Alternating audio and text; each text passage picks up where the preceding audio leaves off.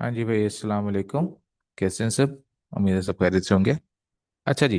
Question number 31 और 32 जो था वो होमवर्क में दिया हुआ था।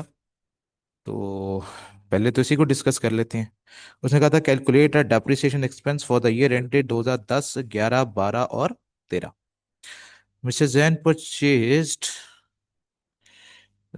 purchased an asset costing 2 lakh on 1st January 2010, having a useful life of 10 years with a residual value of 16,000. At 31st December 2012, residual value of asset is estimated at rupees 12,000. ठीक है, depreciation method is straight line. ठीक है, तो कितने साल तक हमारा same रहा? 2 साल तक तो रहा। ठीक है। फिर मेरी रेजिडुअल वैल्यू जो है वो क्या हो गई? चेंज हो गई। तो ठीक है, क्वेश्चन नंबर है 31। हमने कौन सी तारीख को खरीदा था एसेट? 1 जनवरी 2010। 1 जनवरी 2010 को हमने एसेट खरीदा था। कितने का? 2 लाख का। ठीक है। अच्छा, पहली डेप्रिसिएशन चार्ज होगी 31/12/10 को। ठीक है। और उसके अंदर हमारे पास रेजिडुअल वैल्यू थी 16,000 और यूजफुल लाइफ थी 10,000। -16,000 डिवाइडेड बाय 10। कितना आ गया? 18,400। 31/12/10 की WDV कितनी आ गई? 1,81,600। रेगुलर डेप्रिसिएशन चार्ज हुई 31/12/11 को। ठीक है। 1,81,600 -16,000 divided by remaining useful life कितनी रह गई अब? 9 साल। तो ये भी कितना आ गया? 18,400। माइनस कर देंगे। 31/12/11 की WDV कितनी आ गई? 1,63,200। फिर हमारी सिर्फ उसने रेजिडुअल वैल्यू चेंज की है 31/12/12 को। तो सिर्फ रेजिडुअल वैल्यू हम भी चेंज करेंगे। 31/12/12 डेप्रिसिएशन चार्ज करेंगे 163,200 माइनस, अब रेजिडुअल वैल्यू कितनी है? 12,000 है। तो माइनस क्या करेंगे? 12,000 करेंगे। और रिमेनिंग लाइफ कितनी है? 8 साल। कितना आ गया? 8,900। अच्छा। फिर 31/12/12 की WDV आ गई कितनी? 1,44,300। और फिर आ जाएगी 31/12/13 की डेप्रिसिएशन 1,44,300 -12,000 डिवाइडेड बाय 7। तो 18,900 ये माइनस कर देंगे। तो कितनी आ गई? WDV कितनी आ गई 31/12/13 की? 1,25,400। तो हमने हर साल की बेसिकली डेप्रिसिएशन जो है वो क्या कर दी? कैलकुलेट कर दी। ओके होगी बात। फिर आ गया मेरा क्वेश्चन नंबर 32। यही आंसर आया था सबका? चलें, गुड हो गया। Question number 32।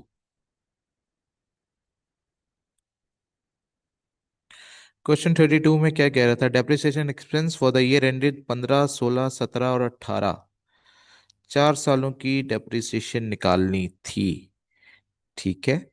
Miss Sonia purchase an asset costing 50,000 on 1st January 2015, having a useful life of 10 years with residual value of 5,000। Residual value उसने कितनी प्रोवाइड की हुई है? 5,000 प्रोवाइड कर रखी है। लेकिन 2017 में उसकी रेजिडुअल वैल्यू जो है बेसिकली क्या हो गई? चेंज हो गई। और रिमेनिंग लाइफ भी उसकी क्या हो गई? चेंज हो गई। तो दोनों चीजें चेंज हुई हैं। तो उसके हिसाब से फिर कैलकुलेशन करेंगे। ठीक हो गया। तो हमने ये सिर्फ खरीदा है 2015 में। तो 1 जनवरी 2015 कितने का एसेट खरीदा? 50,000 का। पहले डेप्रिसिएशन चार्ज करेंगे 31/12/15 को। जी। कॉस्ट माइनस एसेट वैल्यू थी 5,000। तो 50,000 माइनस 5,000 डिवाइडेड बाय कितनी यूजफुल लाइफ है? 10 साल। तो कितना आ गया? 4,500। माइनस कर देंगे 31/12/15 की WDV कितनी आ जाएगी? 45,500। और फिर अगली डेप्रिसिएशन अगले साल के आखिर में चार्ज करेंगे 31/12/16 को। 45,500 minus 5,000 divide by remaining useful life 9 years. तो ये भी आ जाएगा 4500। माइनस कर देंगे तो 31/12/16 की WDV कितनी आ जाएगी? 41,000। अब आगे हम कौन सी डेट को? 31/12/17 को डेप्रिसिएशन। अच्छा जी। 41,000 माइनस नई रेजिडुअल वैल्यू कितनी बताई थी उसने? 6,000। और इस रिमेनिंग यूजफुल लाइफ बताइए ना। तो जब रिमेनिंग लाइफ बताइए हो तो रिमेनिंग लाइफ पे डिवाइड करते हैं। कितनी है रिमेनिंग लाइफ? 5 ईयर्स। तो ये कितना आ जाएगा? 7,000। ठीक हो गया।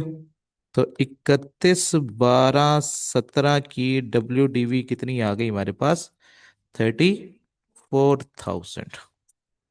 फिर 31/12/18, सॉरी, अगली अगली कब आएगी डेप्रिसिएशन? 31/12/18 को कितनी? 34,000 minus residual value 6,000 divide by remaining useful life 4 years 7,000। ये आ जाएगा। तो यहां से माइनस कर देंगे तो पीछे क्या आएगा? 31/12/18 की WDV कितनी आ गई? 27,000। ठीक है, तो ये अपने अपने आंसर्स आप लोग मैच कर लें। यहां तक कोई मसला? Any one any problem? ये वो था जो मैंने होमवर्क में दिया हुआ था। ठीक होगी बात? नहीं जी। अब अगली कहानी की बात करने लगे हैं। अब जरा अगली कहानी को समझते हैं। अगला टॉपिक हमारा क्या है? Disposal of non current asset. देखो, अभी तक हमने किसकी बातें की थी?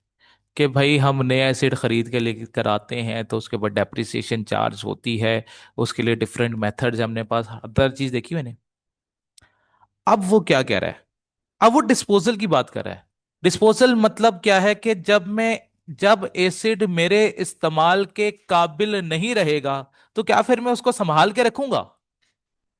जो चीज मेरे काम की नहीं है उसको मैं क्यों रखूं भाई? जगह भी घेर के बैठा हुआ है, ठीक है, तो उसको संभालने का खर्चा भी लग रहा है, मैं क्यों संभालूं भाई उसको? तो मैं उसको क्या कर दूंगा? डिस्पोज कर दूंगा। ठीक है। अब डिस्पोज करने की कई सारी रीजंस हो सकती हैं। या तो वो मेरे इस्तेमाल के काबिल नहीं रहा, या उसकी लाइफ पूरी हो चुकी है, या उसके अंदर कोई बहुत बड़ा मेजर फॉल्ट आ गया जिसकी वजह से वो मेरे इस्तेमाल के काबिल नहीं रहा।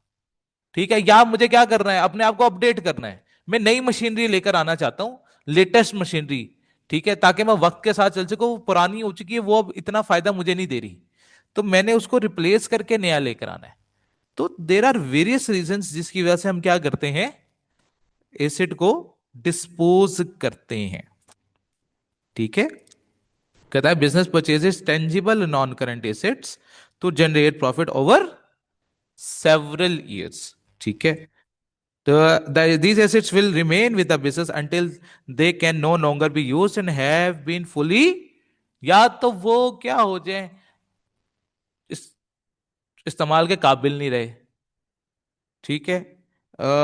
या फिर क्या हो जाए? फुली डेप्रिसिएट हो जाए। The business may also decide to sell or dispose of an asset before it has reached the end of its useful economic life. हम पहले भी बेच सकते हैं। जैसे मैंने भी बात की, मुझे लेटेस्ट मशीनरी लेकर आनी है, मुझे नई जरूरत है। तो जब एक चीज की मुझे नहीं जरूरत है, मैं लेटेस्ट मशीनरी लाना चाहता हूं ताकि मेरे ज्यादा यूनिट्स बन सकें, ज्यादा प्रोडक्ट मैं प्रोड्यूस कर सकूं, ज्यादा एफिशिएंट मशीनरी लेकर आना चाहता हूं, तो फिर मैं क्या करूंगा, अपना ये एसेट बेच दूंगा। तब मैं क्या करूंगा, अपना ये एसेट बेच दूंगा। A newer and more efficient model of an asset is available. An asset has become redundant and asset no longer undertakes the activity that it was use for. हमने वो चीज ही बनाना छोड़ दी है, वो चीज मार्केट से आउट हो चुकी हुई है, अब मुझे बनाने का फायदा नहीं है। अब उसकी मशीन की लाइफ बेशक 10 साल की है, लेकिन मुझे पता लगा 4 साल बाद के अब तो ये मशीनरी बिकनी ही नहीं। अब तो इस मशीनरी से जो मैंने यूनिट्स बनाने हैं वो तो मार्केट में बिकेंगे नहीं, वो तो मार्केट से आउट हो चुके हुए हैं। तो ऑब्वियस सी बात है, फिर ऐसी प्रोडक्ट की मशीनरी को मैं अपने पास संभाल के क्या करूं, क्योंकि वो तो मार्केट में बिकेगी नहीं। तो मैं उसको डिस्पोज ऑफ कर दूंगा।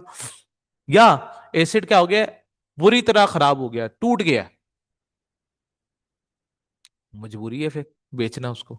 ठीक है, बेशक उसकी लाइफ अभी पड़ी हुई थी, लेकिन अब वो मेरे इस्तेमाल के काबिल नहीं रहा, तो मुझे उसको बेचना पड़ेगा। अब जब भी मैं अपने एसेट को बेचूंगा तो चार चीजें हमने कंसिडरेशन में रखनी है। कितनी? चार। क्योंकि हम क्या क्या करते हैं, अब याद रखना, हम बनाते हैं एसेट अकाउंट अपनी कॉस्ट के ऊपर। हम तीन तरह के अकाउंट बनाते हैं। कितनी तरह के अकाउंट बनाते हैं जब भी एसेट हम रखते हैं अपने पास? तीन तरह के अकाउंट बनते हैं mainly. Number one, non current asset के लिए हमें कौन से अकाउंट्स चाहिए होते हैं?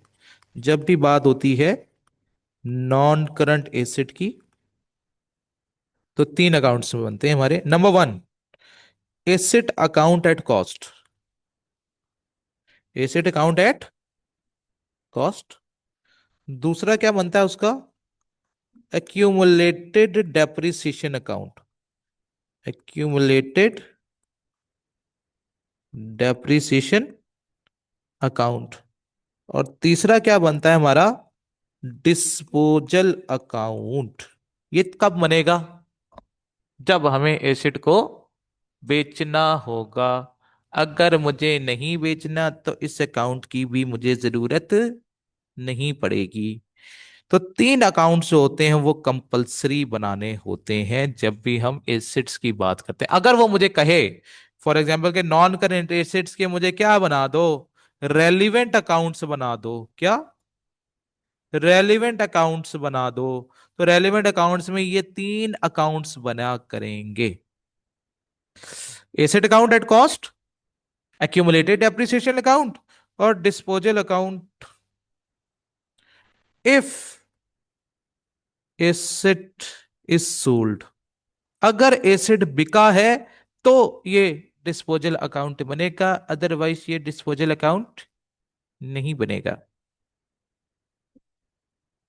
अच्छा, लेकिन जब मैंने एसेट बेचना है तो चार चीजों का ख्याल रखना है। एक उसके कॉस्ट का, एक उसकी एक्यूमुलेटेड डेप्रिसिएशन का, एक जिस पे वो बिका है। नंबर वन क्या? कॉस्ट ऑफ द एसिड, यानी कि वो जो एसिड मैं बेच रहा हूं वो मैंने कितने का खरीदा था। एक तो चीज वो देखूंगा। नंबर वन क्या चीज देखेंगे? जो एसिड मैं बेच रहा हूं वो मैंने कितने का खरीदा था। दूसरा क्या देखूंगा? आज तक उसके ऊपर एक्यूमुलेटेड डेप्रिसिएशन कितनी खर्च हुई है। ठीक होगी बात। तीसरा,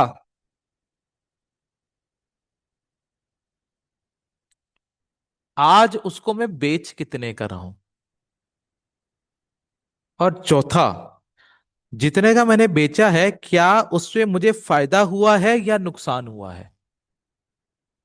अब लाइक फॉर एग्जांपल हम बात करते हैं, मेरा एसिड में एसी लेकर आया था 1.5 लाख का, मैंने 2 साल इस्तेमाल किया, 60,000 का इस्तेमाल हो गया, पीछे एसिड की रिमेनिंग वैल्यू क्या रह गई? 90,000। अब मैंने वो 90,000 की चीज मार्केट में मैंने 1 लाख रुपए की सेल कर दी। तो सेल कितना क्या किया? लाख रुपए का। सेल प्रोसीड कितने की हुई? लाख रुपए की। फायदा कितना हुआ? 10,000 का, क्योंकि वो चीज कितने की रह गई थी मेरी किताबों में? 90,000 की। तो वो 90,000 के बजाय मैंने कितने में सेल कर दी, लाख में, तो मेरा गेन ऑन डिस्पोजल आएगा। लेकिन अगर मैं 90,000 की चीज थी और मैंने उसको कितने में सेल कर दिया, 75,000 में सेल कर दिया, तो अब जितनी वैल्यू थी उसकी उतने का भी सेल नहीं हुआ। तो इसका मतलब मुझे क्या हो रहा है, लॉस हो रहा है। कितने का लॉस होगा, 15,000 का मुझे लॉस होगा। कितने का लॉस होगा, 15,000 का लॉस होगा। तो जो भी गेन या लॉस है वो कैसे कैलकुलेट करेंगे, जितने का भी मैंने बेचा है यानी कि सेल प्रोसीड, उसमें से मैं जो भी उसकी WDV रह गई होगी वो माइनस कर दूंगा। क्या माइनस करूंगा, WDV कह दो, कैरिंग वैल्यू कह दो, बुक वैल्यू कह दो, नेट बुक वैल्यू कह दो, मर्जी है। तो ना प्रॉफिट है ना लॉस है। अगर चीज 90,000 की आपकी किताबों में लिखी हुई थी WDV, और आपने 90,000 की ही बेच दी, तो नो प्रॉफिट नो लॉस। ना कोई प्रॉफिट होगा ना कोई लॉस होगा। इसमें कोई मसला,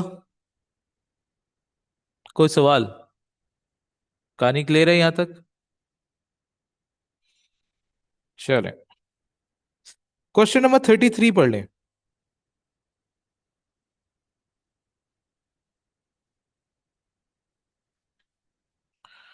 क्वेश्चन नंबर 33 में क्या कह रहा है।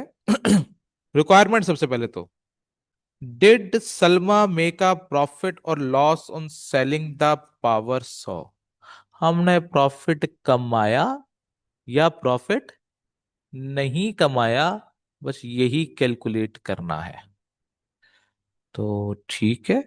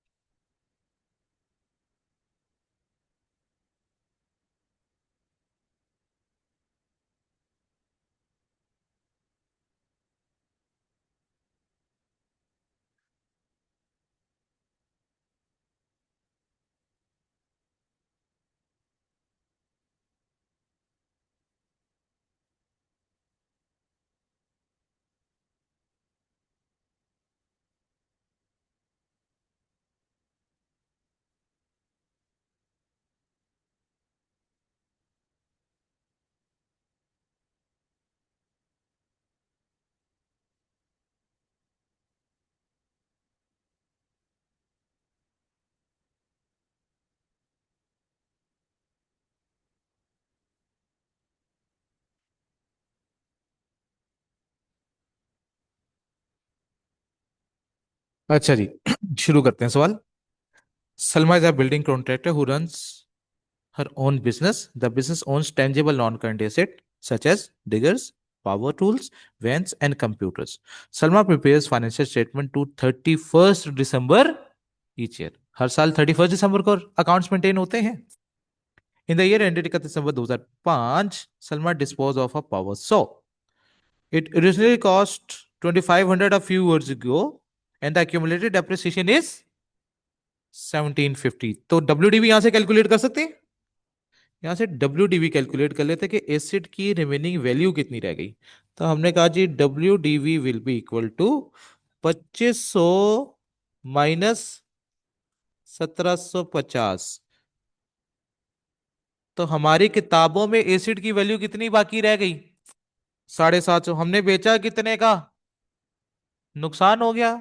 ओहो, वेरी बैड यार, लॉस हो गया यार हमें।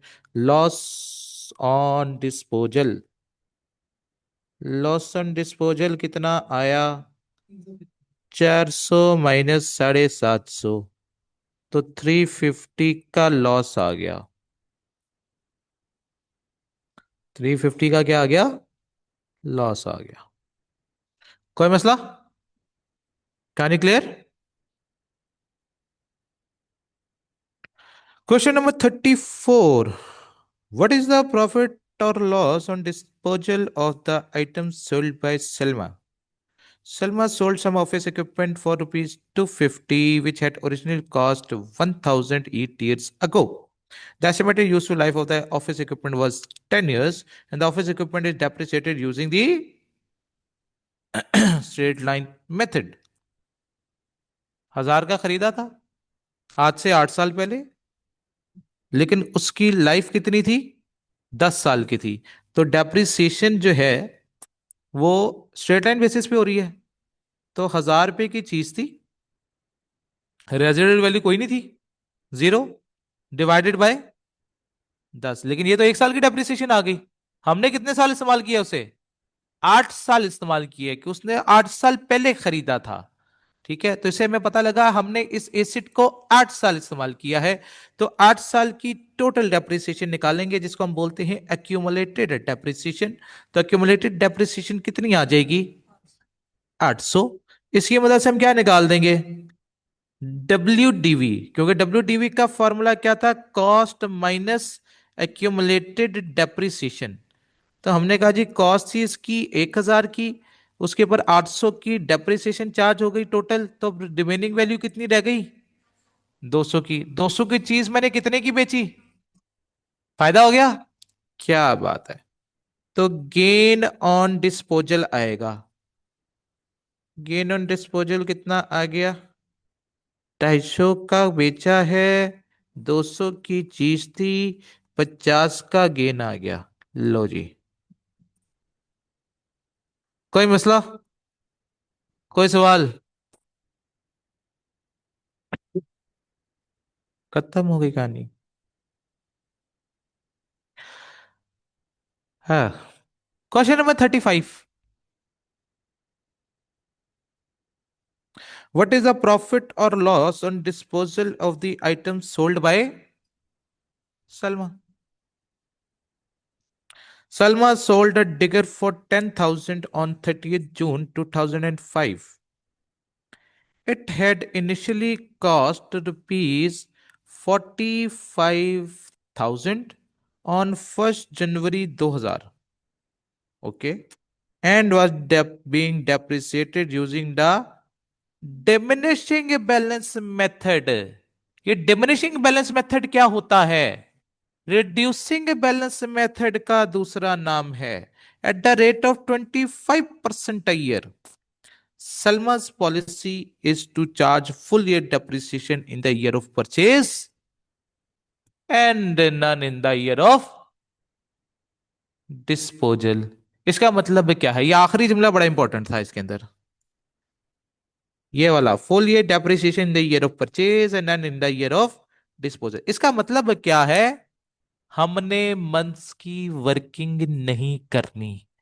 चाहे साल के दरमियान में खरीदो, चाहे साल के आखिर में खरीदो, चाहे साल के शुरू में खरीदो, जिस साल खरीदोगे पूरे साल की डेप्रिसिएशन चार्ज होगी।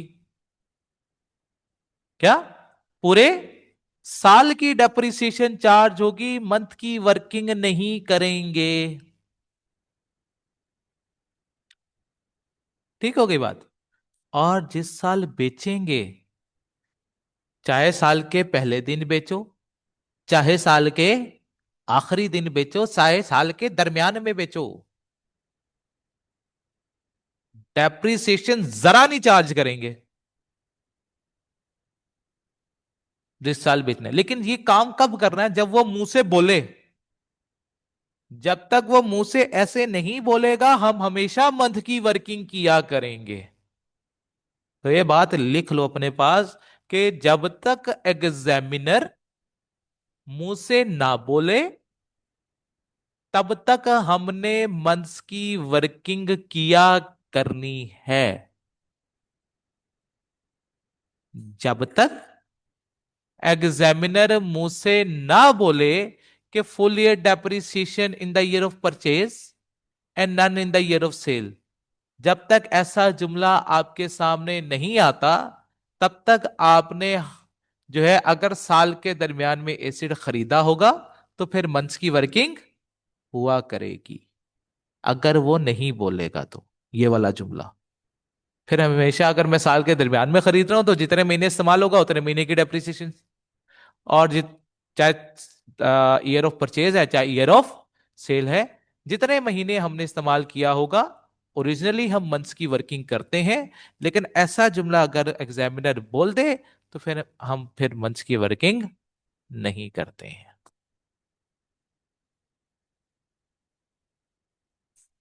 कोई मसला? कहानी क्लियर?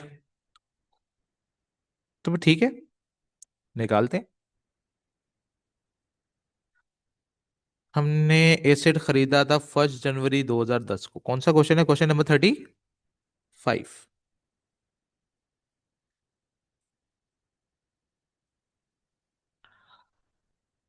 एसिड कब खरीदा? 1 जनवरी 2010। कितने का खरीदा? 10,000। पहली डेप्रिसिएशन कब चार्ज होगी? क्या हुआ?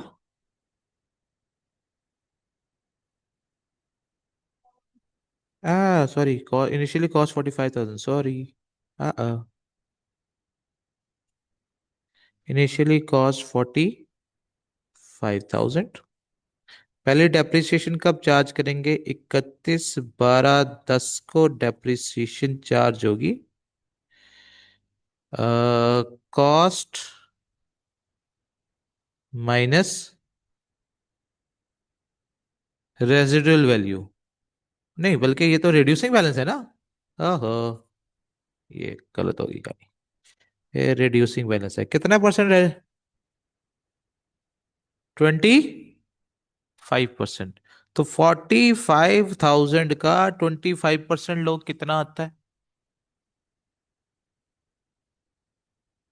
नहीं।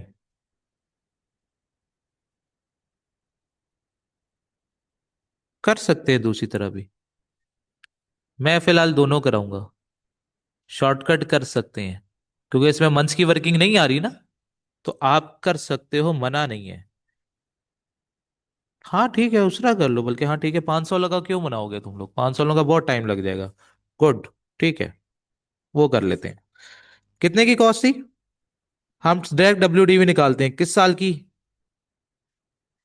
ईयर 5 की, यानी कि 2014 की। एसिड कितने का था? 45,000 का। हर साल कितना डेप्रिसिएट हो रहा था? 25%। तो पीछे कितना परसेंट रह जाता है? 75%। कितने साल? 2010, 11, 12, 13 और, क्योंकि 15 में तो कोई डेप्रिसिएशन चार्ज होगी ही नहीं, तो कितने साल बनते हैं? 5 साल। तो रेस टू पावर 5 कर दो। 10678.71।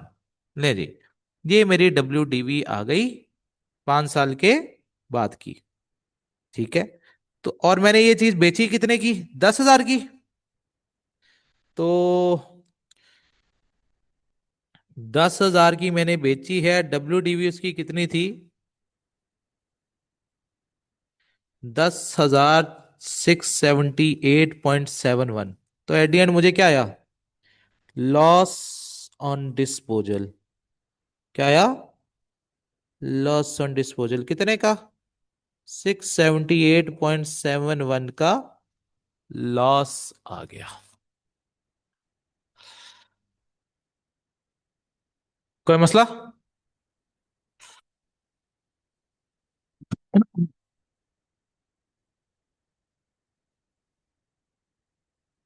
यहां तक कहानी क्लियर है?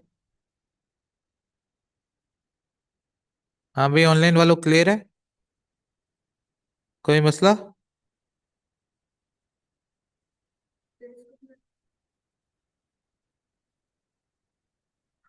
ओके।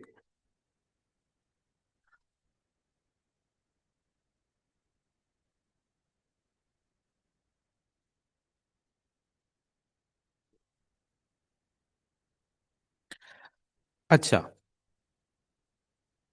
अब जब भी आप डिस्पोज करोगे तो 4 तरह की जनरल एंट्रीज होंगी। कितने तरह की? 4 तरह की। There are 4 steps to follow in recording the disposal of the non current asset. Non current asset को रिकॉर्ड करने के लिए 4 तरह की चीजें आएंगी, जो कि हम किस में ट्रीट करेंगे, डिस्पोजल अकाउंट में ट्रीट करेंगे। सबसे पहला काम क्या करना है, वो जो एसेट हमने कॉस्ट अकाउंट में लिखा हुआ था वो निकालेंगे। क्या करेंगे, वो जो कॉस्ट अकाउंट का मैंने टी अकाउंट बनाया होगा उसमें से मैं एसिड पहले निकालूंगा। अच्छा, निकालेंगे सर, या आगे इसके ऊपर सवाल करेंगे हम, ठीक है। अभी सिर्फ चीजें समझनी है, फिर इसको प्रैक्टिकली इंप्लीमेंट भी करेंगे हम लोग। तो हमने चार कॉस्ट अकाउंट में से कॉस्ट निकालेंगे, एक्यूमुलेटेड डेप्रिसिएशन अकाउंट में से जितनी उस एसिड की, जो एसिड हम बेच रहे हैं, उस एसिड की जितनी एक्यूमुलेटेड डेप्रिसिएशन चार्ज हो चुकी होगी उस अकाउंट के अंदर, वो भी निकाल देंगे। कुछ ऐसी बात है, जब एक चीज मेरे पास बची नहीं है तो क्या मुझे फिर उसके अकाउंट्स मेंटेन करने की जरूरत है? उसके मैं अकाउंट्स मेंटेन नहीं करूँ, उसको मैं कहूँगा निकालो, ये अब मेरा एसेट नहीं रहा, तो उसको मैं एसेट के तौर पे शो नहीं करूंगा, तो उसकी जितनी चीजें होंगी उसके साथ निकल जाएंगी। कॉस्ट अकाउंट से उसकी कॉस्ट निकाल दी जाएगी। एक्यूमुलेटेड डेप्रिसिएशन अकाउंट से उसकी एक्यूमुलेटेड डेप्रिसिएशन निकाल देंगे। फिर बाद में हम क्या करेंगे, सेल प्रोसीड को रिकॉर्ड करेंगे कि कितने रुपए का बेचा, और फिर उसकी मदद से हम क्या करेंगे, प्रॉफिट एंड लॉस जो होगा वो रिकॉर्ड करेंगे। और ये सारा कहां होगा, डिस्पोजल अकाउंट में। तो बेसिकली जब डिस्पोजल अकाउंट बनेगा, एक इनिशियल आपको डिस्पोजल अकाउंट बना देता हूं। तो डिस्पोजल अकाउंट में बेसिकली क्या होगा, बाद में इसके समझाऊंगा कि भी हुआ कैसे है। कॉस्ट आ जाएगी किसकी, नॉन करंट एसेट की, उसकी क्या आ जाएगी, एक्यूमुलेटेड डेप्रिसिएशन आ जाएगी। ठीक है, फिर क्या आएगा, सेल प्रोसीड। ठीक है, सेल प्रोसीड से मुझे क्या आएंगे, पैसे आएंगे, कैश आएगा ना। तो कैश डेबिट होगा और डिस्पोजल अकाउंट क्रेडिट होगा। तो डिस्पोजल अकाउंट क्रेडिट होगा किसकी वजह से, कैश की वजह से, कि कैश कितना आया। और जब ये तीनों चीजें मेरे पास आ जाएंगी तो फिर गेन और लॉस क्या हो जाएगा, ऑटोमेटिकली कैलकुलेट हो जाया करेगा। फिर हमारा क्या होगा, गेन और लॉस ऑटोमेटिकली कैलकुलेट हो जाया करेगा। अगर लॉस आएगा एग्जाम्पल के तौर पे, तो फिर एंट्री क्या पास होगी, disposal, loss on disposal debit और डिस्पोजल अकाउंट क्रेडिट। तो पीएनएल में यहां पे आ जाएगी बैलेंसिंग फिगर। ठीक है, ये कब आएगी, जब मुझे क्या आएगा, लॉस आएगा।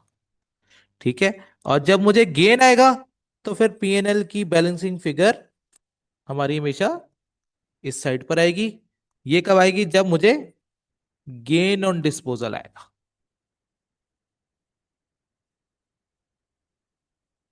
बातें समझ आ रही हैं? PNL, profit and loss.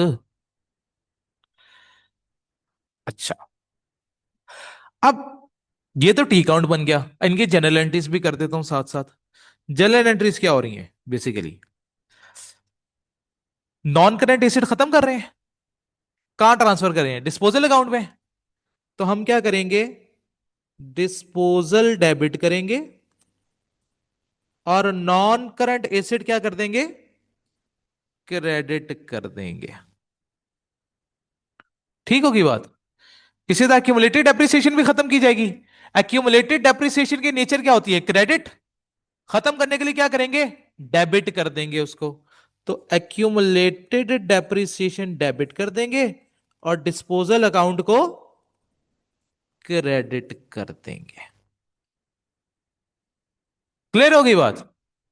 फिर सेल करेंगे चीज।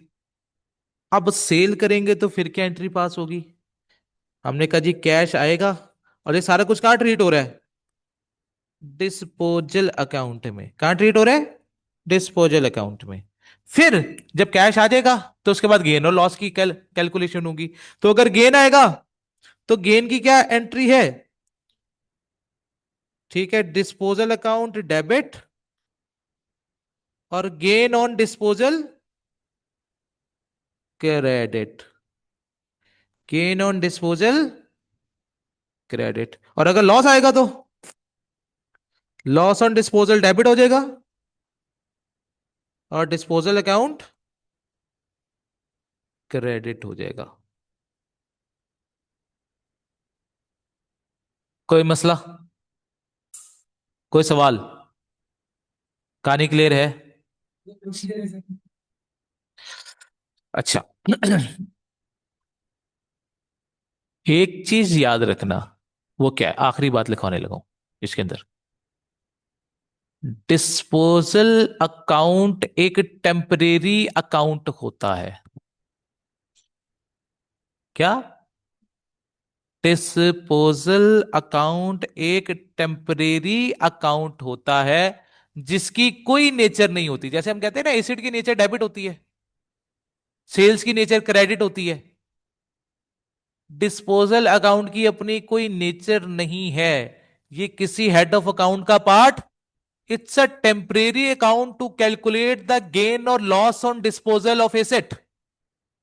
ये डिस्पोजल अकाउंट सिर्फ गेन या लॉस कैलकुलेट करने में मेरी मदद करता है, इसके अलावा इसका कोई काम नहीं है।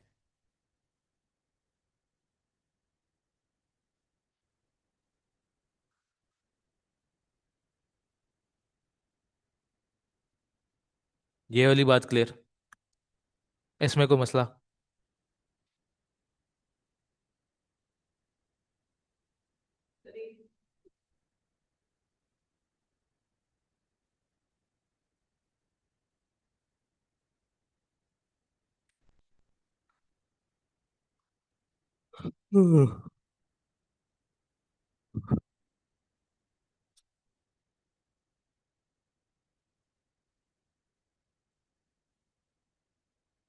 ओके होगी कहानी। अच्छा।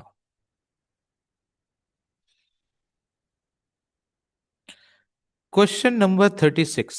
Calculate the profit and loss on the disposal of the laptop. Compute the effect of disposal on general ledger accounts. General ledger accounts पे इसका क्या फर्क पड़ेगा?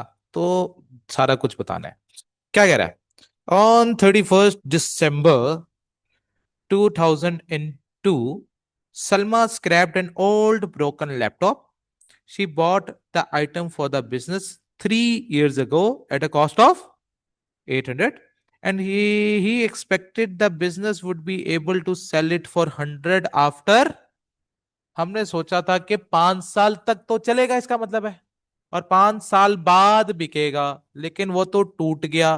तो मुझे कब बेचना पड़ गया? 3 साल बाद ही बेचना पड़ गया। ओहो। This acid was depreciated using straight line method. तो सबसे पहले तो गेन लॉस कैलकुलेट कर लेते हैं। अच्छा। गेन और लॉस अगर मैं कैलकुलेट करूंगा तो कैसे करेंगे? सबसे पहले तो डब्ल्यूडीवी निकालनी पड़ेगी मुझे। तो उसके लिए पहले क्या निकालेंगे? Accumulated depreciation. एक्यूमुलेटेड डेप्रिसिएशन पहले कैलकुलेट कर लेते हैं जी। एसिड कितने का था? 800 का। रेजिडुअल वैल्यू कितनी थी? 100। कितने साल एसिड चलना था? 5 साल। लेकिन चला कितना? तो 3 साल की एक्यूमुलेटेड डेप्रिसिएशन बता दो कितनी है?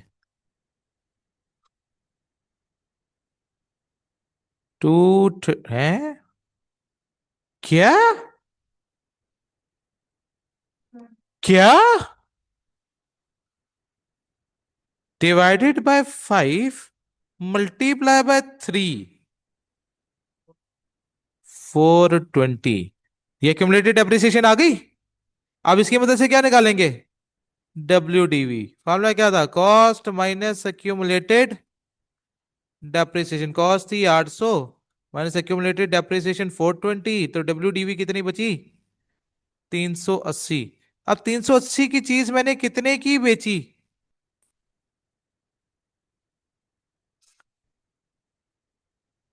उसने बताई ही नहीं। इसका मतलब है सारा का सारा लॉस है, बिका ही नहीं। टूटा हुआ लैपटॉप किसी ने खरीदा ही नहीं, तो सीधा सीधा बस डिस्पोज ही हुआ है। तो इसका मतलब पूरा का पूरा क्या हो गया? लॉस हो गया। तो हाँ, पूरा का पूरा यही लॉस है। तो लॉस ऑन डिस्पोजल कितना आएगा? Loss on disposal loss on disposal कितना आ गया? हमने कहा जी, किसी ने खरीदा ही नहीं। सेल पुशेड आई 0, -380, तो -380 आ गया। अब कह रहा है computer effect of disposal on the general ledger. General ledger के ऊपर क्या फर्क पड़ेगा? अब जरा जनरल लेजर्स के ऊपर देखते हैं। जनरल लेजर जब भी हम बनाएंगे तो हम कितने तरह के, हमने कहा था 3 तरह के अकाउंट बनेंगे। Number 1, asset account at cost. Asset का नाम क्या था? लैपटॉप। तो एक तो बनेगा लैपटॉप का अकाउंट।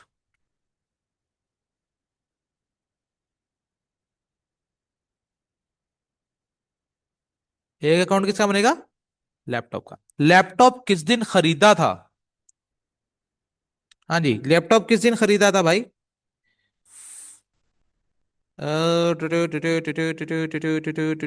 3 साल पहले खरीदा था। तो 2002 था लिखा मैंने, तो 2002 और 2001 और 2000, 1 जनवरी 2000 को खरीदा फिर। ठीक है, 1 जनवरी 2000 को मैंने एसिड खरीदा। कितने का खरीदा? 800 का। ऐसी है। अच्छा, लैपटॉप अकाउंट किस पे बनेगा अपने? कॉस्ट पर बनेगा। लैपटॉप अकाउंट किस पे बनेगा अपने? कॉस्ट पर बनेगा। तो 1 जनवरी 2000 को कितने का खरीदा था? 800 का। फिर क्या करेंगे? कोई नया एसेट आया या गया? अच्छा, अब याद रखो, जब भी कॉस्ट अकाउंट पे चीजें मेंटेन होंगी तो इसमें जो भी एसेट आएगा वो भी कॉस्ट पे रिकॉर्ड होगा, और जो एसेट मेरे पास से जाएगा वो भी कॉस्ट पे ही रिकॉर्ड होगा। यानी कि जितनी चीजें आएंगी वो भी कॉस्ट पे आएंगी, और जितनी चीजें मेरे पास से जाएंगी वो भी। तो इस पे सिर्फ कॉस्ट ही लगानी है, कॉस्ट के अलावा कुछ नहीं लगाना। कॉस्ट क्या? हिस्टोरिकल कॉस्ट, जिसपे हमने खरीदा था, बस उसी पे आना जाना रिकॉर्ड करेंगे। उसके अलावा कुछ और यहां पे रिकॉर्ड नहीं होगा। ना डेप्रिसिएशन चार्ज होगी ना कुछ और होगा, सिर्फ और सिर्फ एसिड के आने को रिकॉर्ड किया जाएगा और एसिड को जाने को रिकॉर्ड किया जाएगा, और वो भी किस पे रिकॉर्ड किया जाएगा? अपनी हिस्टोरिकल कॉस्ट के ऊपर रिकॉर्ड किया जाएगा। इसके अलावा कुछ नहीं रिकॉर्ड होना है यहाँ पे। तो क्या 2000 में कोई और एसिड आया या गया? नहीं। तो साल के आखिर में क्या कर देंगे? इसको क्लोज कर देंगे। 31/12/2, 2000। क्लोजिंग बैलेंस कितना आ गया? 800। पिछले साल का क्लोजिंग अगले साल का ओपनिंग बन जाएगा। कितना? 800। फिर मुझे बताओ, 2001 में कोई चीज आई या गई? कोई एसिड आया? कोई एसिड गया? तो इसको भी हम इस साल के आखिर में क्या कर देंगे? क्लोज कर देंगे। तो क्लोजिंग बैलेंस कितना आएगा? 800। फिर पिछले साल का क्लोजिंग अगले साल का ओपनिंग बन जाएगा। कितना? 800। फिर कोई एसिड आया या गया 2002 में? वो 31 दिसंबर को एसिड खराब हो गया, गिर गया, चला गया। पूरा का पूरा एसिड चला गया ना, कुछ बचा तो नहीं। तो फिर 31/12/2, अब जब एसिड मेरे पास से जाएगा तो क्या होगा? क्रेडिट होगा। एसिड आता है तो डेबिट होता है, एसिड जाता है तो क्रेडिट साइड में जाके क्या लिखूंगा? डिस्पोजल। ये लो जी, डिस्पोजल में डाल देंगे इसको। कितना? सारा का सारा ही गया ना। तो कितने का खरीदा था ये? 800 का। तो 31/12/2 को क्लोजिंग बैलेंस कितना आया फिर इसका? 0। कुछ भी नहीं बचा। कुछ बचा? कोई नया सेट आया इसकी जगह? नहीं। तो बस ये अकाउंट यहीं पे क्या हो गया? क्लोज हो गया। फिर बनाएंगे क्या इसका? Accumulated depreciation account. फिर क्या बनेगा इसका? Accumulated depreciation account. अच्छा जी, एक्यूमुलेटेड डेप्रिसिएशन अकाउंट की नेचर क्या होती है? Credit nature. इसकी नेचर क्या होती है? क्रेडिट नेचर होती है। तो 1 जनवरी 2000 को क्या इसका कोई ओपनिंग बैलेंस था? कोई ओपनिंग बैलेंस नहीं था, क्योंकि मैंने तो एसिड उसी दिन खरीदा था। डेप्रिसिएशन कब चार्ज करते हैं? साल के आखिरी दिन। तो हमने कहा जी 31/12/2000 को एंट्री पास करेंगे। क्या डेप्रिसिएशन डेबिट? Accumulated depreciation. तो एक्यूमुलेटेड डेप्रिसिएशन क्या हो रही थी? क्रेडिट हो रही थी। किस रीजन की वजह से? डेप्रिसिएशन की वजह से। कितना डेप्रिसिएशन चार्ज हो रहा था हर साल? इसकी कैलकुलेशन कर लेते हैं। तो डेप्रिसिएशन कितने का एसेट था? 800 का। 100 उसकी रेजिडुअल वैल्यू थी। यूसफुल लाइफ थी उसकी 5 साल। तो हर साल की डेप्रिसिएशन कितनी आ गई? 140 पर ईयर। तो इस साल की डेप्रिसिएशन कितनी आई? 140। और कोई एसिड की डिस्पोजल हुई? नहीं हुई। साल के आखिर में क्या कर देंगे इसको? क्लोज कर देंगे। 31/12/2000 क्लोजिंग बैलेंस कितना? 140। ओके हो गई कहानी? कोई मसला? पिछले साल का क्लोजिंग अगले साल का ओपनिंग बनेगा कितने से? 140 से। फिर साल के आखिर में हम क्या करेंगे? इसकी डेप्रिसिएशन चार्ज करेंगे। डेप्रिसिएशन चार्ज करने से इसकी एक्यूमुलेटेड डेप्रिसिएशन बढ़ जाएगी, क्योंकि एक्यूमुलेटेड डेप्रिसिएशन क्या थी? ओवरऑल डेप्रिसिएशन जो उस डेट तक चार्ज हुई हुई है। तो हमने कहा जी डेप्रिसिएशन कितनी आ गई? फिर से 140 आ गई। पहले भी 140 थी, और 140 इस साल भी डेप्रिसिएशन आ गई इसके ऊपर। तो टोटल साल के आखिर तक कितनी डेप्रिसिएशन हो गई? 280। कितनी हो गई? 280। कोई मसला? फिर पिछले साल का क्लोजिंग अगले साल का ओपनिंग बन जाएगा कितना? 280। और फिर साल के आखिर में क्या कर देंगे? साल के आखिर में फिर डेप्रिसिएशन चार्ज करेंगे। कितनी? 140। फिर क्या हुआ? एसिड खराब हो गया, टूट गया, खत्म हो गया। तो हमने क्या कहा था? जब एसिड खत्म हो जाएगा तो उसको कॉस्ट में से भी निकालेंगे, उसको उसकी एक्यूमुलेटेड डेप्रिसिएशन से भी निकालेंगे। तो एक्यूमुलेटेड डेप्रिसिएशन टोटल कितनी हो चुकी है? 280। पिछले साल तक थी, इस साल 140 और हो गई, तो टोटल कितनी हो गई? 420। तो भाई 420 की ये एक्यूमुलेटेड डेप्रिसिएशन यहां से निकाल के कहां ट्रांसफर की जाएगी? डिस्पोजल अकाउंट में। तो डिस्पोजल अकाउंट में कितना जाएगा? 420। तो 31/12/2 को क्लोजिंग बैलेंस कितना आ जाएगा? 0। क्योंकि अब कुछ भी नहीं बचा। क्लियर हो गई बात? कोई मसला? अच्छा। फिर जो तीसरा अकाउंट बनेगा वो कौन सा बनेगा? Disposal account. ये डिस्पोजल अकाउंट क्या है? It's a temporary account. ये क्या है मेरा? टेम्परेरी अकाउंट है। सबसे पहले तो क्या आएगी? किस दिन हो रहा है डिस्पोजल? 31/12/2002। पहले तो एसिड आएगा अपनी कॉस्ट के ऊपर, यानी कि लैपटॉप। लैपटॉप का कॉस्ट कितना था? 800। उसकी 31/12/2 तक एक्यूमुलेटेड डेप्रिसिएशन कितनी थी?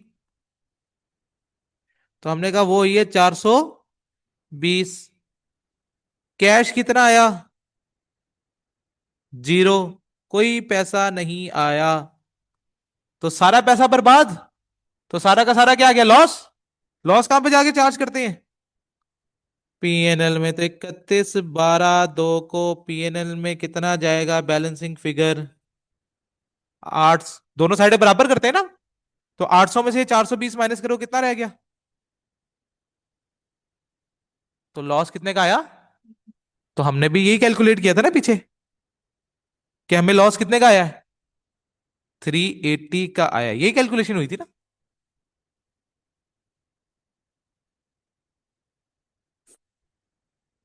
कोई मसला यहां तक?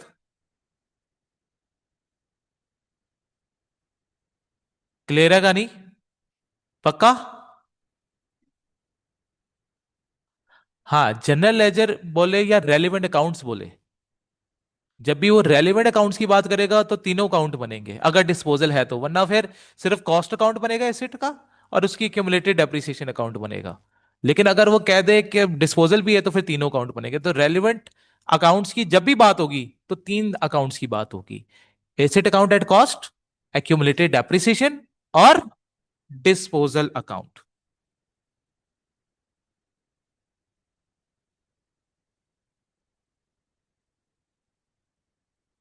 कोई मसला?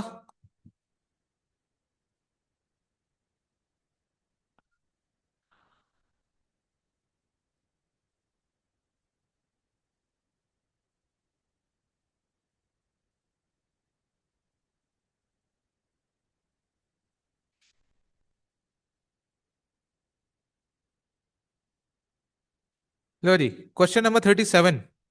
अब देखो, क्वेश्चन 37 में उसने सिर्फ कहा गेन और लॉस ऑन डिस्पोजल कैलकुलेट कर दो। अकाउंट्स बनाने को कहा तो हम नहीं बनाएंगे। ठीक है, जहां पे वो कहेगा अकाउंट्स बना दो वहां पे बना देंगे, जहां पे अकाउंट्स बनाने को नहीं कहेगा वहां पे हम अकाउंट्स नहीं बनाएंगे।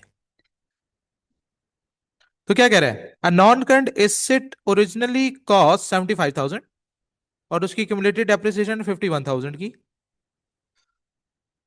अब ये देखो, डब्ल्यूडीवी निकाल लेंगे यहां से सीधी सीधी। पहले तो पहले तो डब्ल्यूडीवी कैलकुलेट कर दो ना। डब्ल्यूडीवी कितनी आई? तो हमने कहा जी 75,000 में से 51,000 को माइनस कर देंगे तो कितना बचा? 24,000। बेचा कितने का? Sold for 18,000। इधर ध्यान दे रहे हैं, फिर बात समझ नहीं आएगी बाद में। हमने चीज कितने की बेची है? 18,000 की, लेकिन 18,000 का बेचने के लिए 500 रुपए मुझे खर्च करने पड़े। तो इसका मतलब है सेल प्रोसीड 18,000 की नहीं लेंगे हम, 17,500 की। क्योंकि उसमें से कॉस्ट माइनस वो तो खर्चा हो गया ना। तो सेल प्रोसीड कितने की हुई फिर? सेल से मुझे पैसे कितने आए? Sales proceed. तो सेल प्रोसीड आई है मेरे पास 18,000 में से 500 माइनस कर देंगे तो कितनी आई है? 17,500। तो चीज थी 24,000 की, मैंने कितने की बेची? 17,500 की। तो प्रॉफिट हुआ या लॉस? लॉस ऑन डिस्पोजल है। तो लॉस ऑन डिस्पोजल कैलकुलेट करेंगे, कितनी आएगी? हमने कहा जी 17,500 माइनस 24,000, कितना आ जाएगा? 6,500 का लॉस है मुझे। कोई मसला? कहानी clear?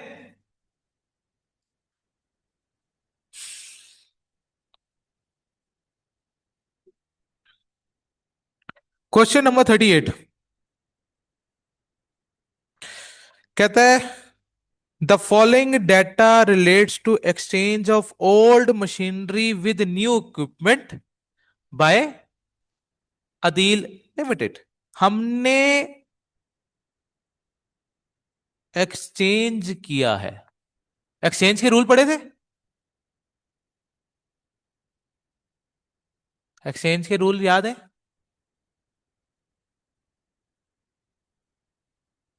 Fair value of old acid को कंसीडर करना है या fair value of new acid को? सबसे पहले प्रेफरेंस किसको देनी है? Fair value of old acid को। अगर वो ना गिवन हो तो fair value of new acid को कंसीडर करें। अच्छा, fair value of new acid की जगह वो एक और चीज भी दे सकता है। वो क्या? वो डायरेक्टली ना लिखे fair value of new acid. वो कहे जी जो आप एसिड खरीद के लेकर आए हो ना, उसकी कॉस्ट इतनी है। मतलब फॉर एग्जांपल आप एसी लेकर आए हो 1.5 लाख रुपए वाला, लेकिन उस 1.5 लाख रुपए वाले एसिड के लिए आपने एक्सचेंज में कितने दिए हैं उसको? 70,000 रुपए दिए। तो उसका मतलब क्या है कि उसकी कॉस्ट कॉस्ट क्या होगी? 1.5 लाख ही होगी।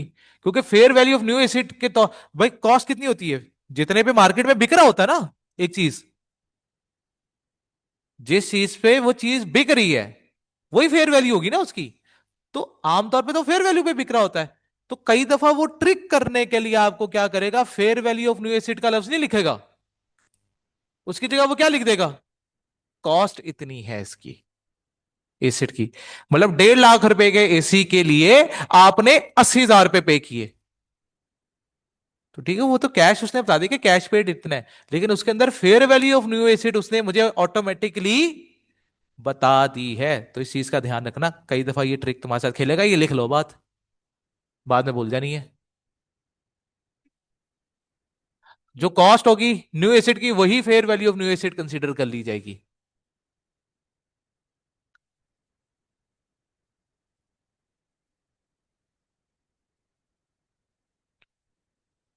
ये वाली बात क्लियर है, इसमें किसी किस्म का कोई मसला?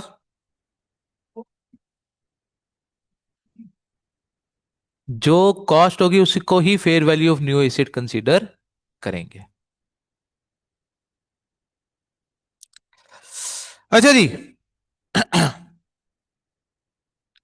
द फॉलोइंग डेटा क्या कैलकुलेट करें, कैलकुलेट अ गेन और लॉस ऑन डिस्पोजल। अच्छा, यहां पर तो एक्सचेंज हो रहा है एसेट, ठीक है। अच्छा, जब एक्सचेंज हो रहा है तो मुझे ये बताओ, ये सवाल पूरा पढ़ के बताओ, fair value of old asset मुझे पता है कि नहीं?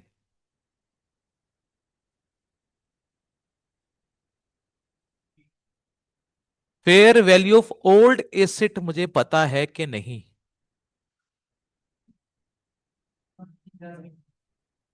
नहीं, हमेशा याद रखना, अब एक चीज और लिख लो याद दिलाने के लिए। Fair value of old asset given होगी तो हम कहेंगे कि fair value of old asset given है, वो तो fair value of new asset की बात कर रहा था मैं। तो fair value of old acid अगर गिवन होगी तो हम कहेंगे कि गिवन है। कॉस्ट ऑफ ओल्ड एसिड को मैं फेयर वैल्यू नहीं कह सकता, क्योंकि कॉस्ट, वो तो एसिड मैंने कई साल तक इस्तेमाल कर ली है, तो वो कैसे उसकी फेयर वैल्यू हो गई? वो तो उसकी कभी फेयर वैल्यू नहीं हो सकती, वो तो एसिड में इस्तेमाल कर चुका हूं भाई। जब एसिड एक बार इस्तेमाल हो चुका तो उसकी तो फेयर वैल्यू बदल गई, तो उसकी कॉस्ट को fair value of old acid ना कंसीडर करने ना, खुदा का वास्ता है। Fair value of new acid जो है वो कॉस्ट ऑफ न्यू एसिड के बराबर हम कह सकते हैं, लेकिन ओल्ड एसिड के बारे में ऐसे बात, ठीक है, वो ओल्ड एसिड तो मैं इस्तेमाल कर चुका हूं। जब एक चीज इस्तेमाल हो चुकी है तो फिर उसको हम कंसीडर नहीं करेंगे। इतनी बातें क्लियर, इसमें कोई मसला? अभी बस इतनी बातें लिख लो, ठीक है। सवाल फिर हम कल करेंगे, ठीक है। बाकी इंशाल्लाह भाई अगले लेक्चर में मुलाकात होगी, तब तक के लिए अल्लाह हाफिज।